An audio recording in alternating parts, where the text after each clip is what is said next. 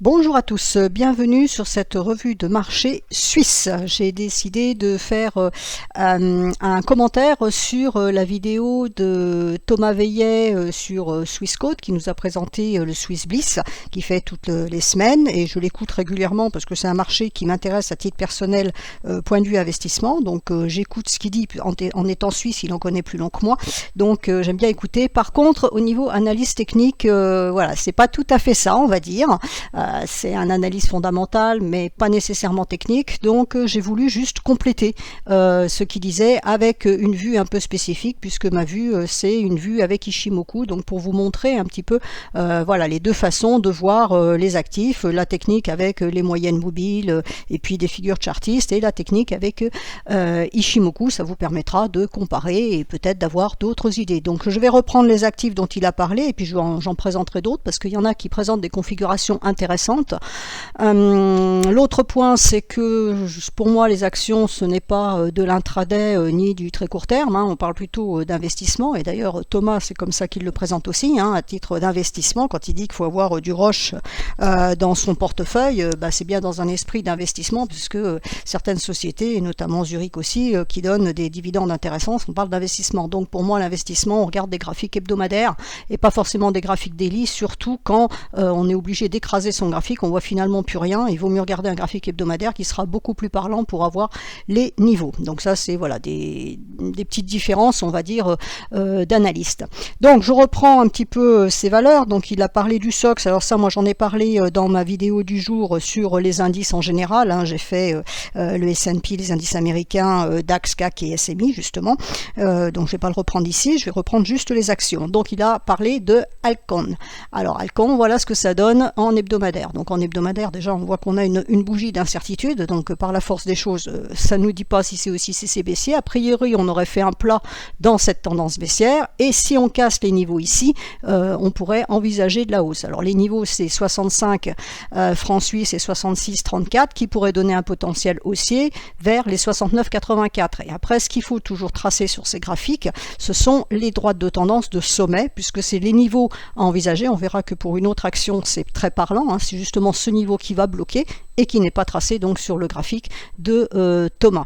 Donc moi j'ai l'habitude de tracer ces droites de tendance parce que ça freinera les prix, c'est des droites de sommet, on a les droites de les supports, ça c'est une résistance, on a les supports également dans l'autre sens, donc quand vos prix baissent vous allez chercher les supports pour voir ce qui peut bloquer à la baisse et quand vos prix montent vous allez chercher les droites de sommet pour voir ce qui peut bloquer à la hausse. Et là avec une vue Ishimoku, pour ceux qui connaissent pas, le nuage c'est une zone d'équilibre, c'est une zone de résistance, donc on voit bien qu'ici on a une double zone, donc on a ici un point moyen sur 26 semaines et ici on a un point moyen sur 26 mois, ce sont deux niveaux clés dans le marché, il faut les casser, il faut casser cette double résistance pour envisager d'aller chercher cette zone ici qui pourrait bloquer et on voit en même temps que c'est la zone ici d'une droite de tendance. Donc pour le moment d'un point de vue hebdomadaire cette action est complètement neutre et quand on la regarde en journalier on a exactement la même neutralité puisqu'on est à l'intérieur d'un nuage. Un nuage c'est une zone d'équilibre, les prix quand ils se trouvent à l'intérieur on dit qu'ils sont en équilibre, donc ça peut être pénible, soit on peut traverser d'un coup parce qu'il y a une forte nouvelle qui va pousser l'actif à la hausse, soit au contraire ça va yoyoter dans le nuage et auquel cas voilà, ça peut être un peu pénible. Donc là l'idée en journalier c'est que tant que le niveau des 61,36 francs tient, on peut aller chercher donc les 65,08, cette double résistance dont je viens de parler, la Kijun hebdomadaire qui est ici, la Kijun mensuelle qui est ici, et si on casse ces niveaux là, à ce moment là on pourrait avoir un potentiel pour aller chercher ça. Alors, il y a une résistance intermédiaire ici à 69,80, mais grosso modo il y aura un potentiel aussi ici puisque on n'a rien au-dessus. Ensuite, on nous a parlé de Roche. Alors Roche, elle est ici. Donc Roche, ce qui s'est passé donc sur Roche, c'est comme il l'a si bien dit, c'est le problème sur le médicament pour Alzheimer. Donc effectivement c'est une news que j'avais vu passer. Donc voilà ce que ça donne en hebdomadaire. Alors vous voyez qu'Ishimoku c'est extrêmement parlant parce que là la bougie hebdomadaire, donc voilà c'est un doji. On est allé chercher pile ce niveau de Kijun. La Kijun c'est une droite de signal. On est allé la chercher et on a clôturé sur à la case départ parce que le corps il n'y a pas de corps, donc c'est ouverture et clôture sur le même niveau. On est revenu à la case départ. Donc cet actif redeviendra redonnerait un potentiel haussier, parce que pour être haussier, il faut qu'il soit là au-dessus, il faut qu'il soit au-dessus du niveau de 351,50, donc vu que c'est à 310, 308, il y a quand même de la marge, donc on sera vraiment haussier sur cet actif reprise de tendance haussière générale, ça sera au-dessus de ce niveau-là, donc évidemment, ça n'empêche pas de la prendre avant, mais il faudra casser, pour avoir une certitude, entre guillemets, que ça puisse monter, il faudrait casser les 317,10 pour avoir un premier signal, justement, haussier. Alors, on est dans un range, on est dans une latéralisation, donc on peut aussi très bien juste remonter sur ce niveau-là. Vous voyez qu'ici, on va avoir un nuage en résistance à 334,30. Donc, c'est le niveau qu'on surveillera. Et en journalier, on voit parfaitement ce qui s'est passé. On a eu le gap ici. On est revenu chercher ce fameux niveau, cette fameuse Kijun hebdomadaire. Maintenant, on est en dessous. Et là, pour le moment, on est en train de travailler une zone basse. Donc, on va voir si cette zone tient ou ne tient pas. Donc là, comme je vous l'ai dit tout à l'heure, quand on a des prix qui baissent, on va aller chercher les supports ici. Donc, le support, il est là. Donc, si on casse ce support-là, à ce moment-là, on pourrait aller chercher les derniers points bas ici à 298,160. Par contre, si ce support tient, donc là je suis sur un graphique journalier, à ce moment-là, on pourra envisager de remonter, chercher les 317,15. Ensuite, nous avons Zurich Insurance. Alors, Zurich Insurance, on a la droite de sommet qui est tracée ici, donc là j'ai une validation avec cette droite là, on a eu la cassure ici, on est sorti du nuage hebdomadaire, on a cassé la droite de tendance, etc.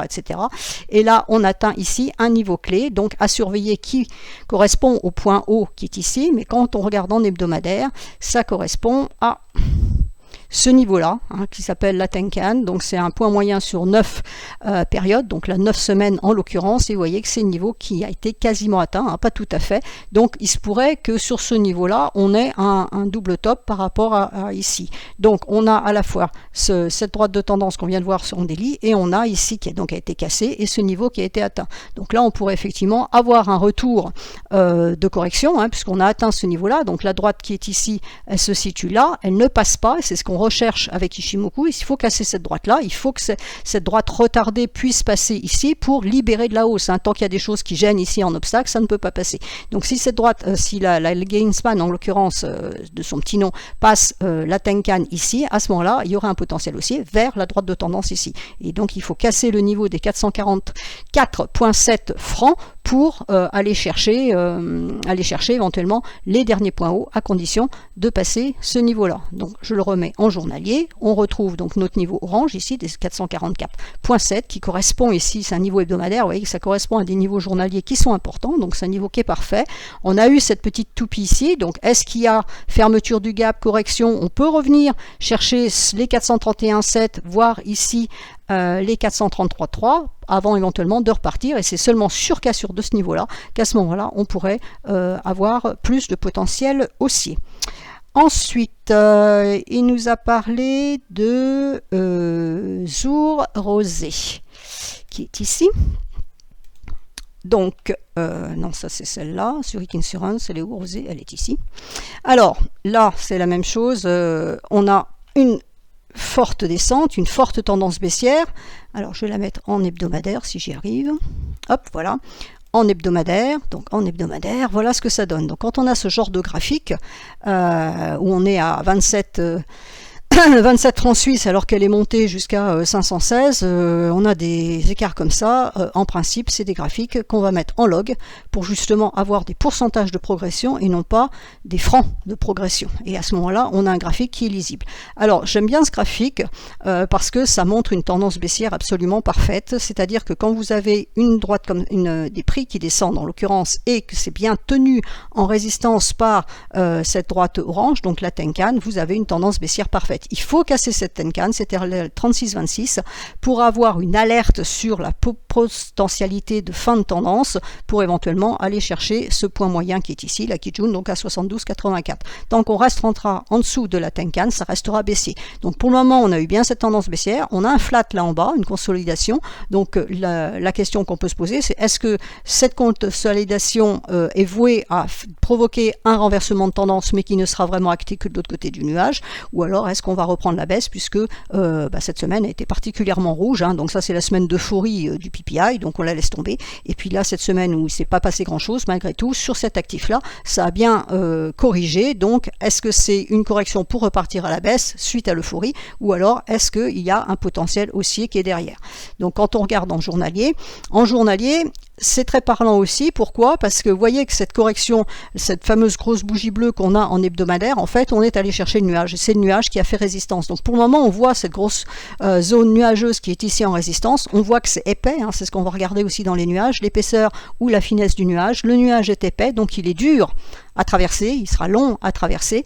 Voilà, donc l'hypothèse qu'on pourrait éventuellement repartir à la baisse, elle tient toujours la route, puisque en court terme, c'est l'information qu'on a. On est passé sous la Kijun, donc déjà, il faut impérativement repasser les 29,26 pour déjà avoir un signal de hausse, et ensuite, il va falloir s'attaquer au nuage, c'est-à-dire casser déjà les 32,86, et c'est à partir de ce moment-là qu'on pourra effectivement commencer à penser que la tendance baissière ici pourrait être terminée, et on pourrait accélérer vers une hausse, donc dans un premier temps 44,98, et en passant de l'autre côté du nuage, à ce moment-là, on aurait un renversement de tendance de court terme. Donc vous voyez que ça vous balise parfaitement le chemin que pourrait prendre cet actif. Bon, il est bien évident que tout ça c'est invalidé tant qu'on reste en dessous des 29,26, et évidemment si on casse les derniers points bas à 23,02, ça veut dire que la tendance baissière reprend, hein, puisque la théorie de Dow dit qu'un point bas plus bas et des points hauts de plus en plus bas, c'est une tendance baissière. Ensuite, il nous a parlé de Ipsomed. Alors, Ipsomed, c'est ici. Alors, Ipsomed, voilà, c'est celle-là qui est importante, avec sa droite de tendance, justement. Alors, on va se la mettre en hebdomadaire. Voilà.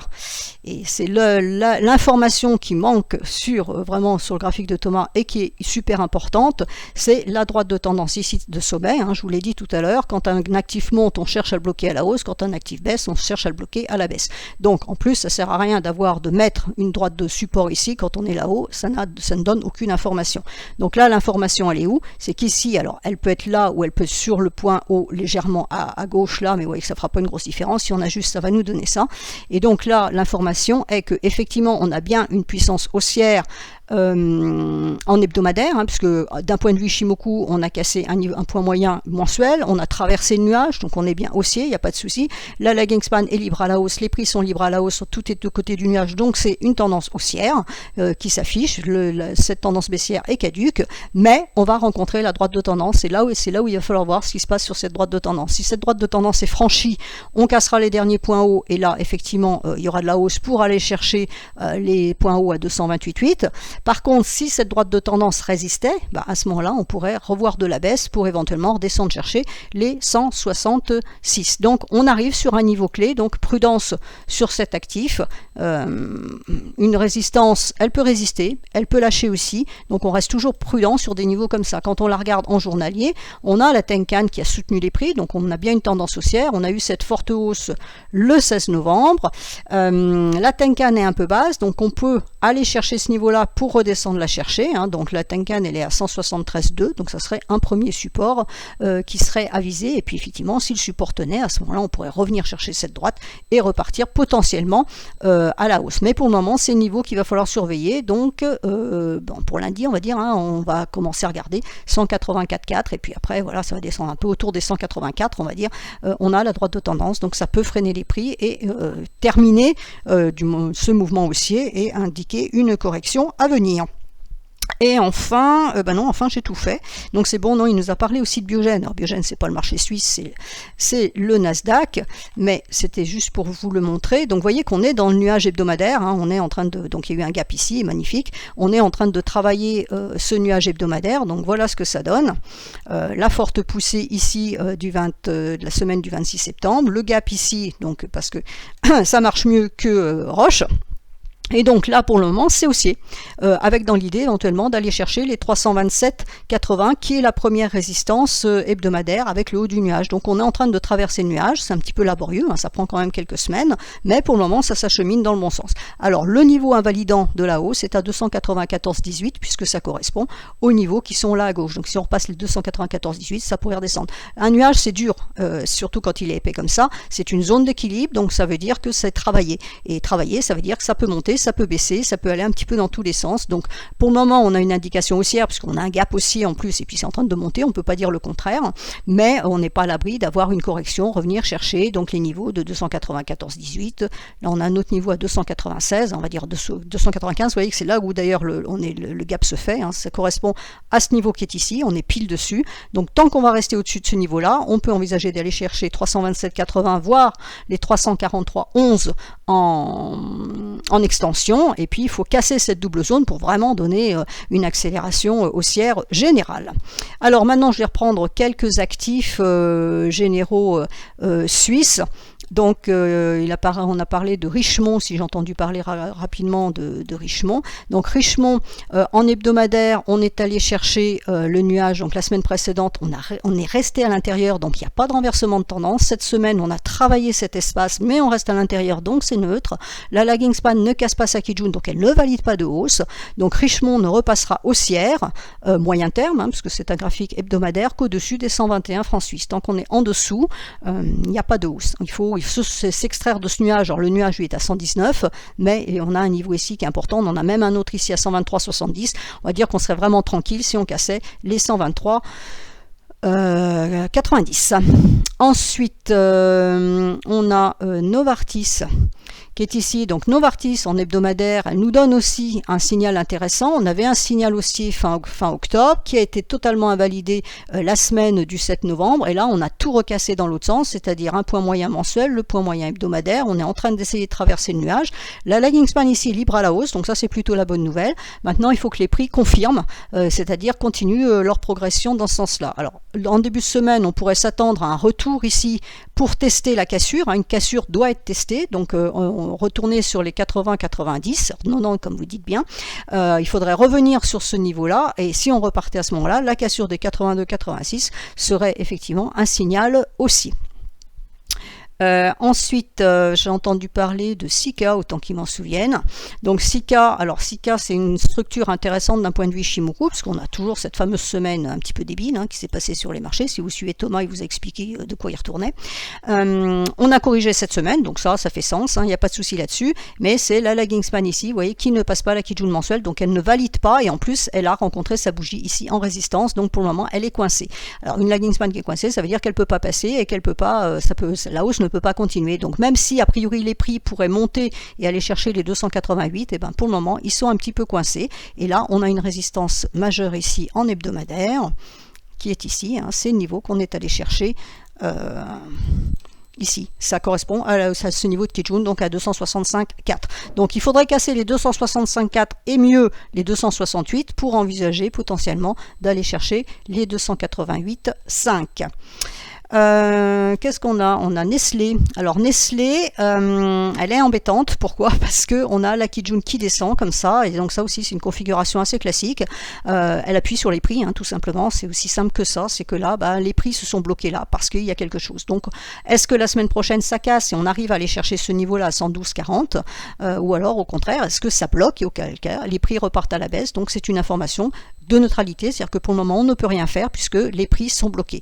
Donc la résistance majeure, elle se situe à 112,40. Si on la casse à ce moment-là, il y a du potentiel aussi. Il faudra simplement surveiller de ce côté-là où très vite on va rencontrer une résistance à 114,52 voire 114,90. Donc Nestlé n'est pas forcément sorti du bois, même si la bougie de cette semaine est intéressante, ça bloque. Et là on voit donc en journalier cette fameuse Kijun qui descend et donc qui bloque les prix qui étaient ici en résistance. Vous voyez, les prix sont allés à chercher, ils ont essayé de s'extraire du nuage ici journalier en cassant la SSB, mais ils ont été aussitôt bloqués par cette fameuse Kijun hebdomadaire. Donc ça c'est vraiment l'interaction aussi qui existe entre les différentes unités de temps. Le daily c'est du court terme, ça c'est du moyen terme et ça c'est du long terme puisque c'est du mensuel. Donc on voit bien que cet actif là est en train de tester des niveaux clés sur 3 unités de temps. Court terme ici, moyen terme c'est un point moyen sur 26 semaines et le long terme qui est un point moyen sur 26 mois, c'est-à-dire 2 ans et des schtroumpfs.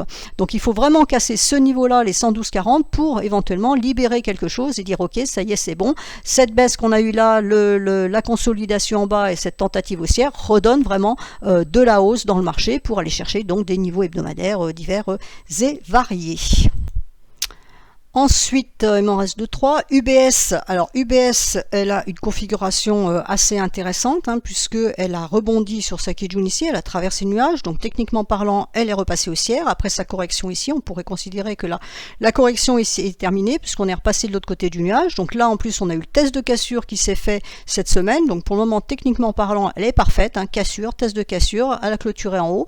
La lagging span ici, qui est descendue, est repassée à travers, donc elle a refusé le passage par le doji et la Tenkan, donc elle reste bien haussière. Donc en principe, on pourrait envisager de la hausse au moins pour aller chercher le niveau qui est ici à 18,59, voire plus, puisque si la tendance haussière est pérenne, à savoir que cette correction est terminée, normalement ça devrait monter au moins chercher les derniers points hauts. Donc d'un point de vue hebdomadaire, elle présente une configuration haussière.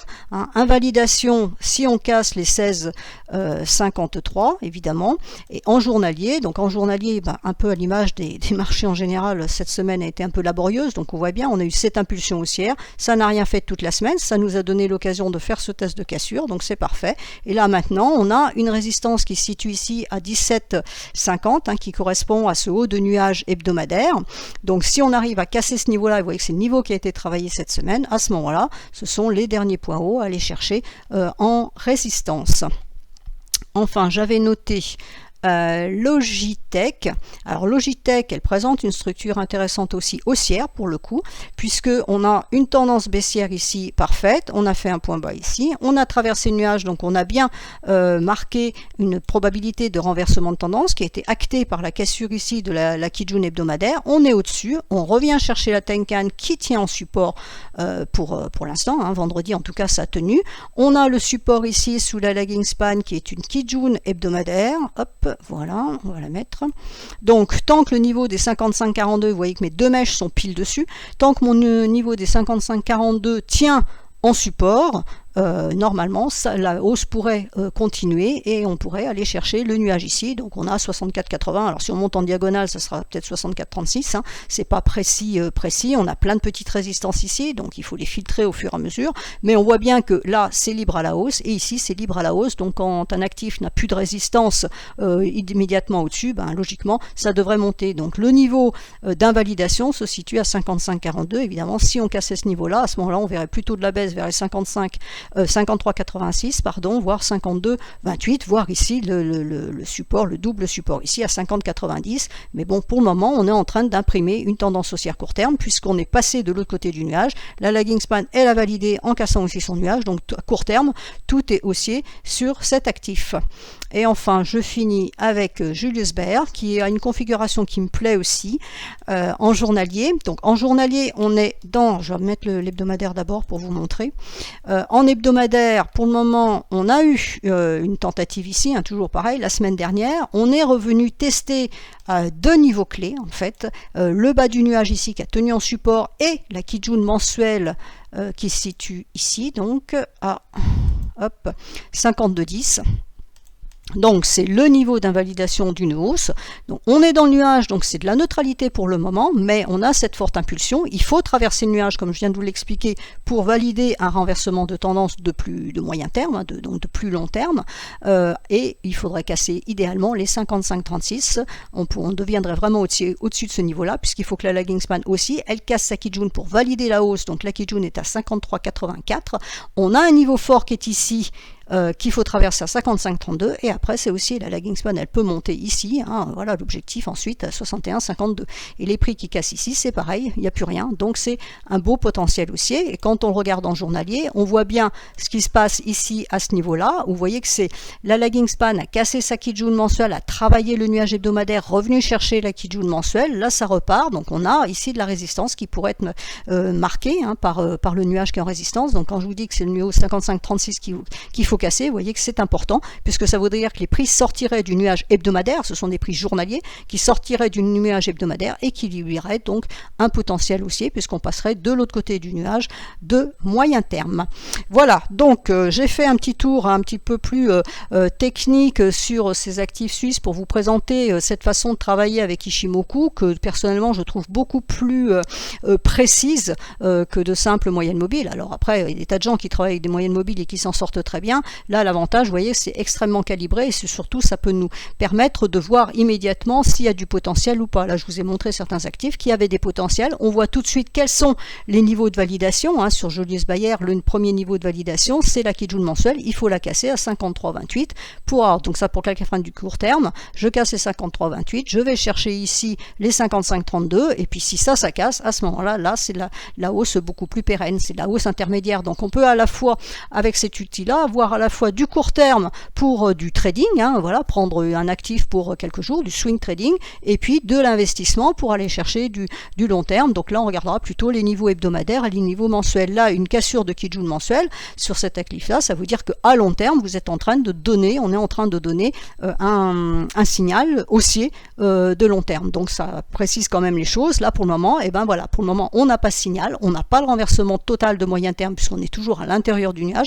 Donc il reste une incertitude, mais on a quand même une bonne idée puisque on a la Tenkan ici journalière qui soutient les prix, qui donc nous soutiennent cette tendance haussière de court terme pour l'instant. Donc on arrive bien à voir 3 unités de temps en même temps, comprendre ce que l'actif est en train de faire et en fonction de son style de trading, alors trading ou investissement justement, ben on va regarder certains niveaux par rapport à d'autres et on va filtrer et on va avoir des validations qui vont nous permettre de rentrer dans le marché de façon plus sécurisée, on va dire.